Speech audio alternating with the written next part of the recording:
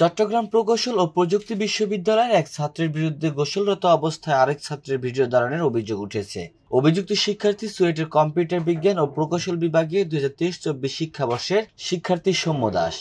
জানা যায়, গত 14 অক্টোবর মঙ্গলবার চুয়েটের মুক্তিযোদ্ধা হলের এস ব্লকের 5ম তলার গোসলখানায় 2024-25 শিক্ষাবর্ষের এক শিক্ষার্থীর গোসলরত অবস্থায় ভিডিও ধারণ করে সৌম্য।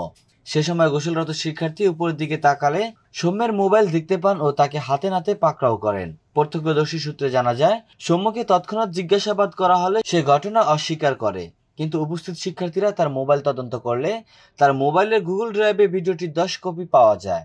সে সময় মুক্তিযোদ্ধা হলের প্রভোস্ট অধ্যাপক ডক্টর বিপুল চন্দ্র মণ্ডলের কাছে সৌম্যকে নিয়ে যাওয়া হয়।